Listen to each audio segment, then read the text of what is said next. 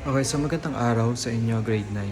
So ngayon ay sususugan ko na lamang yung mga ilang mga bahagi na tinalakay ni Mingi kahapon.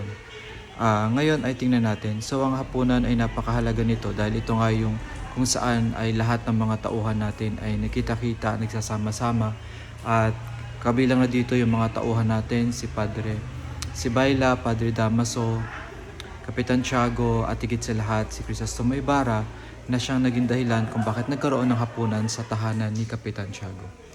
Ngayon ay tingnan natin na sabi nga dun sa unang bahagi ay si Padre Damaso ay galit na galit at sinisikaran lahat ng mga madaanan niya, pati ang upuan, kahit yung mga musikero ay kanyang siniko.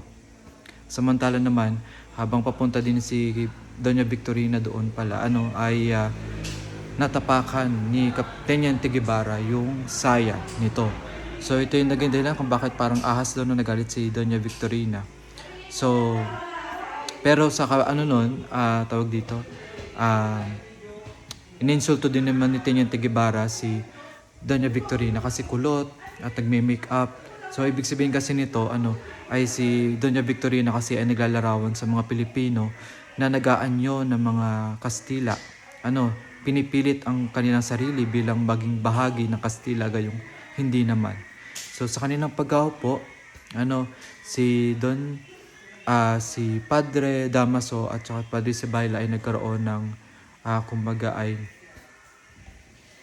pagkatalo kung sino ang uupo sa kanila.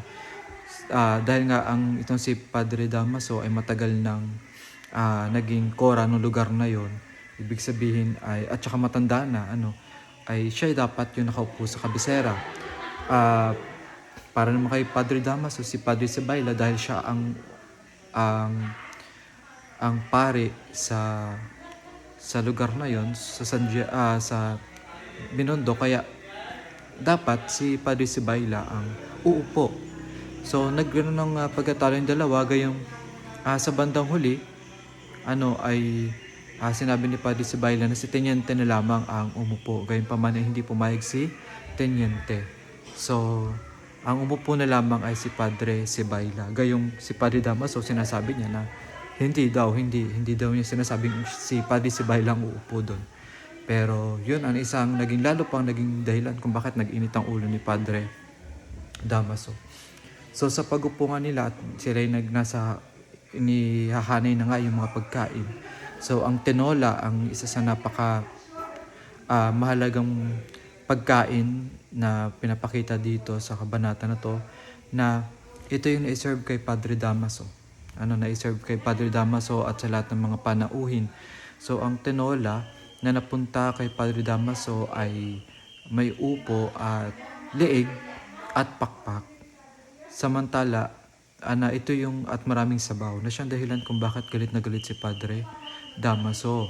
Samantala nung makita niya yung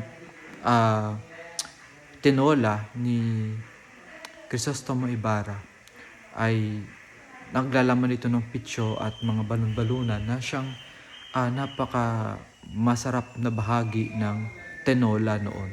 And sa panahon kasi noon, kapag binigyan kasi ng leeg at saka pakpak, ito ay medyo hindi mahalaga.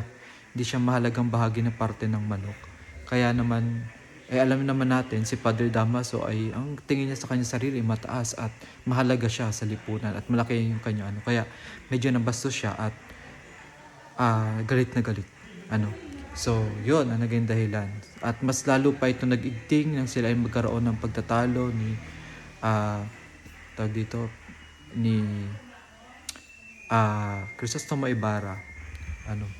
At yun nga, nagkaroon sila ng pagkatalo hinggil sa pag-aaral ni Crisostomo Ibarra sa ibang bansa at iba pa.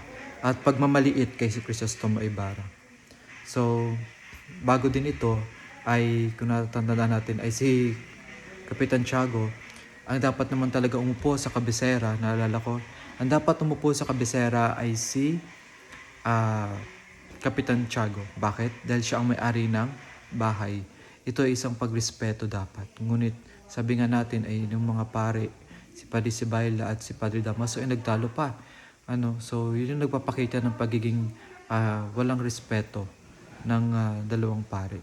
So matapos niyan, sabi nga ni Kapitan Tiago ay wag na, okay na lang. Okay lang siya na nakatayo doon dahil kumbaga ay ito yung marami na nakaupo at may mga mahalagang tao din na nakaupo sa hapag.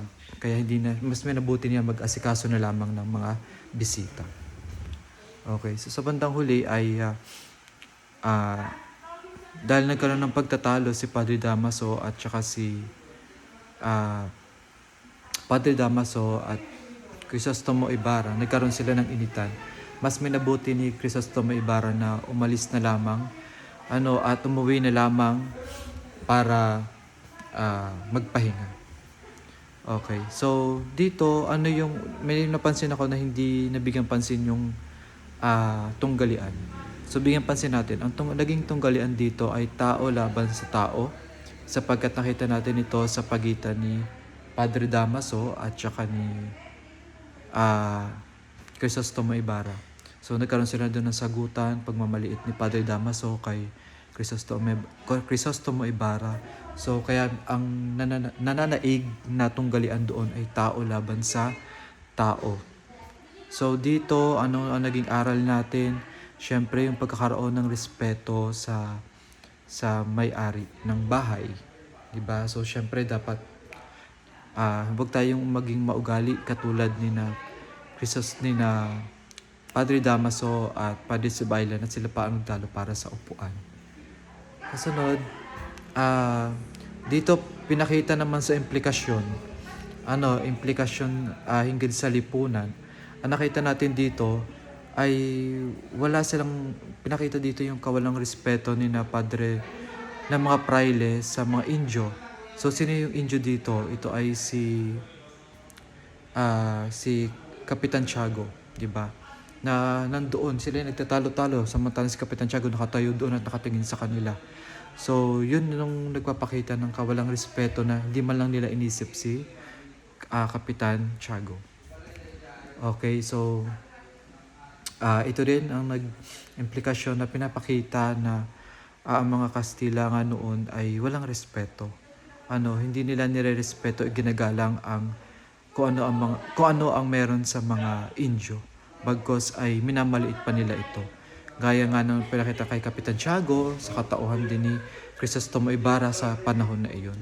Diba? So yun yung isa sa mga may tuturing natin na ilang highlight dito. So yun, at talakay naman natin ang Herehe at Filibustero.